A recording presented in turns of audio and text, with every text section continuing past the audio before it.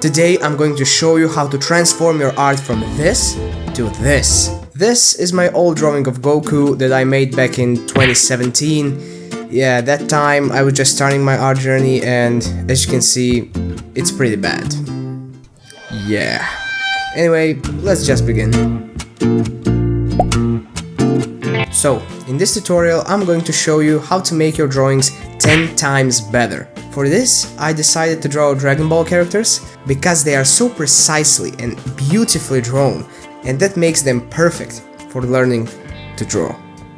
Nah, I'm just kidding. I just like Dragon Ball.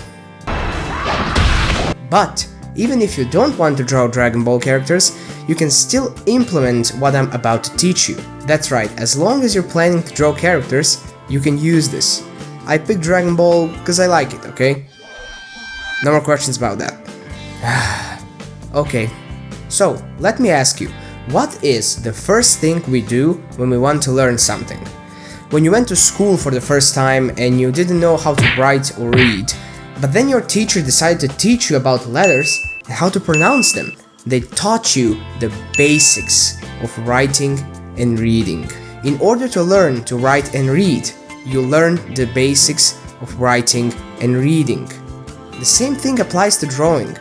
You first need to learn the basics of drawing before you try to draw a character. We can also call this step mastering the basics. Master the basics is all about getting a solid foundation in drawing before you dive into more complex techniques. So, what are the basics? Well, they're things like understanding proportions, practicing basic shapes, and getting comfortable with lines and curves. Think of it as laying down the groundwork for your art journey. Let's take a look at this Goku drawing. If you look closely, you can see that everything in this drawing was made out of basic shapes. His head is a circle, hair is made of triangles, arms are cylinders, and so on. Believe it or not, before you can draw this, you first need to master this. Once you got these basics down, you'll find that everything else becomes a whole lot easier. Drawing Dragon Ball characters, or any characters for that matter, will feel more natural and more intuitive. Plus, having a strong foundation means you'll be better equipped when you learn advanced techniques later on. So don't rush past the basics. Take your time to really get them down. Practice drawing simple shapes, study how different lines and curves can create different effects, and don't be afraid to make mistakes. That's how we learn after all. Now, after the basics, there is one more crucial thing that you have to learn when it comes to drawing characters. But before that, I want you to tell me which one of these two drawings looks better to you. I guess that majority of you said that this one is better, and it's because this character appears more real to you. It looks more alive than the other one. And it's all thanks to the character's dynamic pose. But what does that mean? What are those dynamic poses? Well, dynamism is all about bringing your characters to life. It's like adding a splash of energy to their stances and poses.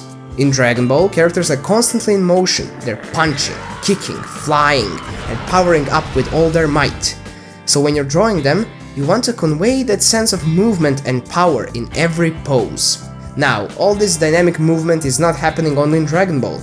It's actually in every anime that is out there. In fact, the dynamism is what makes characters appear real to you. To nail those dynamic poses, start by thinking about the action you want to portray.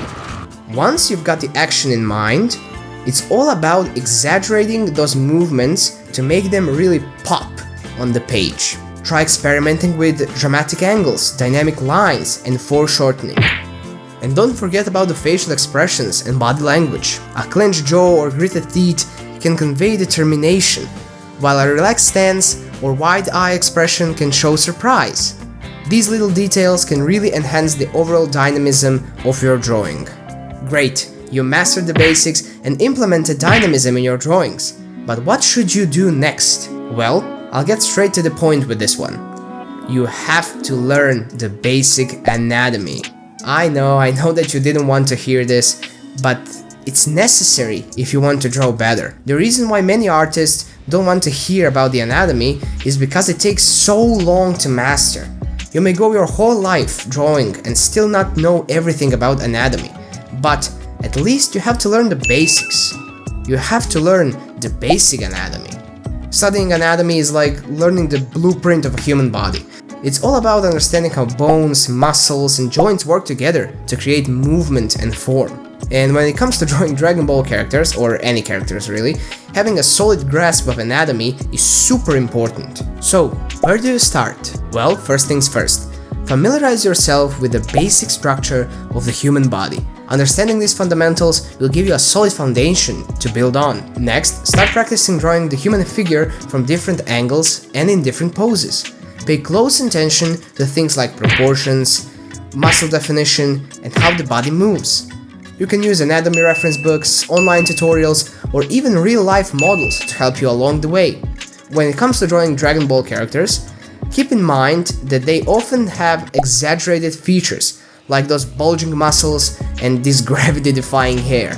But even with all that exaggeration, it's still important to have a good understanding of underlying anatomy. This will help you create characters that look powerful, dynamic, and believable. Now you know the basics of drawing characters. But what if you want to draw Vegeta, but can't seem to remember how he actually looks like? Should you try drawing him completely from imagination? Well, you could do that, or you could find some reference images. That's right, there is nothing wrong with using reference images when you draw characters. Actually, for the most of my drawings, I'm using reference images, because I know they can help me make those drawings look much better. Whether you're drawing Dragon Ball characters or anything else, references can be a valuable tool to help you get these tricky details just right. Let's say you're trying to draw Goku's iconic Kamehameha pose. Instead of solely relying on your memory, you can pull up a reference image of Goku in that pose from the anime or the manga. This gives you a visual guide to work from, helping you capture all those little details to make the pose look just like the real deal. References can also be super helpful for things like anatomy, body proportions, facial expressions, clothing, and even backgrounds. You need to draw Vegeta's Saiyan armor, but you're not sure how it looks from behind. Pull up a reference image and use it as a guide.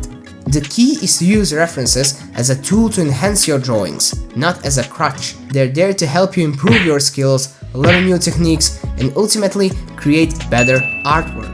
So don't be afraid to use them, embrace them. Now that we covered the drawing part of drawing the anime characters, I only have a few more things to say that are as much as important, in my opinion. No matter how skilled you are, there's always something new to discover. A new technique to master, or a new style to explore. It's all about embracing the idea that there's always room to grow and improve as an artist.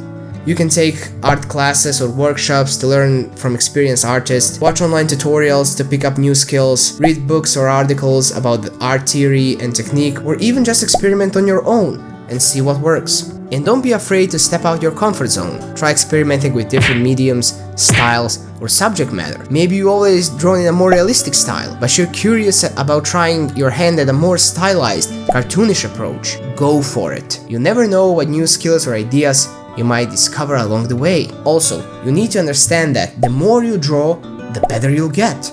It's all about putting in the time and effort, building up your skills bit by bit until you reach that next level.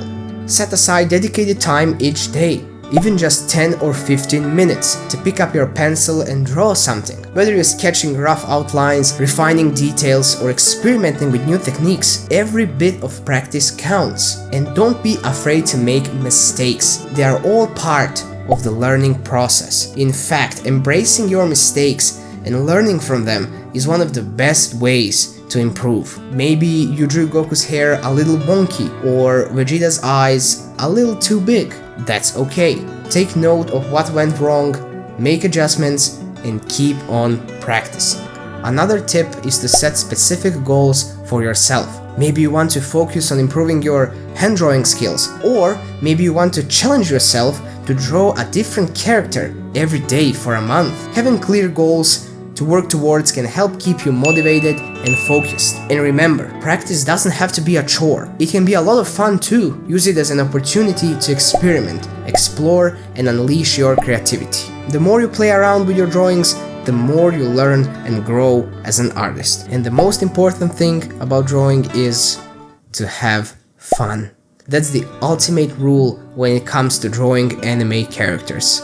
It's all about embracing the joy and excitement of creating art, letting your imagination run wild, and enjoying the process every step of the way. Don't put too much pressure on yourself to be perfect. Instead, focus on letting your creativity flow, experimenting with different styles and techniques, and expressing yourself in whatever way feels right to you. Get excited about bringing your favorite characters to life on the page, and remember why you fell in love with drawing in the first place.